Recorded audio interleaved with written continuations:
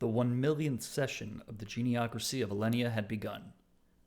The Imperial Assembly sat in the Chamber of the Lords while preparing for the much-anticipated crowning of Princess Eldia, who didn't have a betrothed yet due to a lack of candidates powerful enough to be worthy of her hand.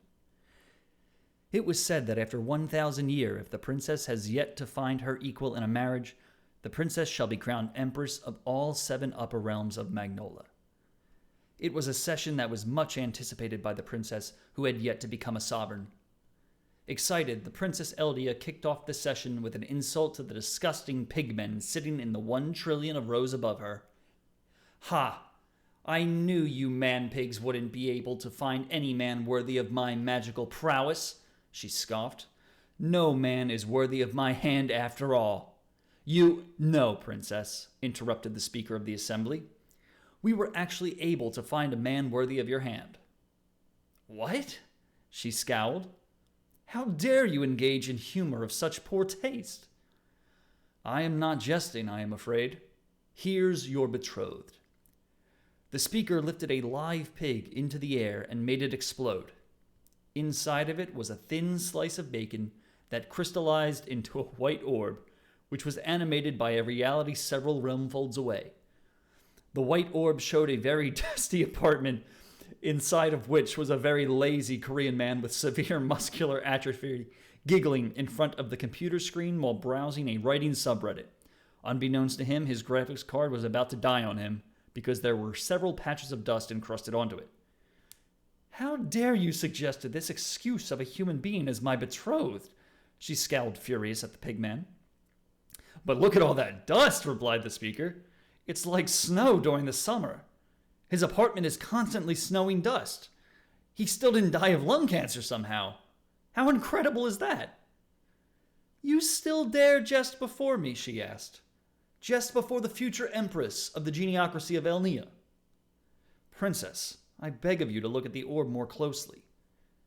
The orb showed the Korean man in front of his computer. He grabbed a pair of used socks, smelled it, and then wore it. "I guess this will do," he said, and then punched the screen of his computer after the progress got stalled at 5% after he restarted his computer accidentally after installing some Windows updates. "He's one of a kind," sang the pigmen of the assembly. "His hair like Goku's. That's right, one of a kind." "I will burn all of you once this is over," she threatened. "I am not jesting." The princess summoned 1,000,000 shards of ice, and then threw it at a warp gate she summoned to kill the disgusting slob. But the ice shards melted before hitting him, and ended up lubricating his dick somehow.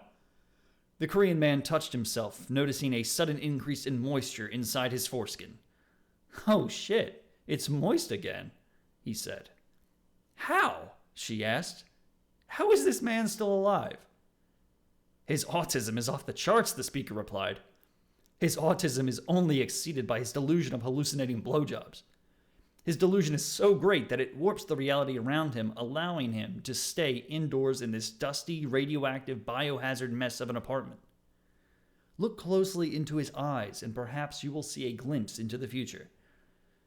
She looked into his eyes and saw herself humping the Korean man furiously while tossing her hair around, rocking her head like a porn star, and letting her red lips grow into a wide smirk.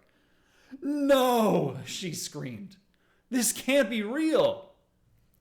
The assembly summoned the Korean man, who was about to break his laptop with a hammer after realizing that his laptop also stalled because of Windows Update.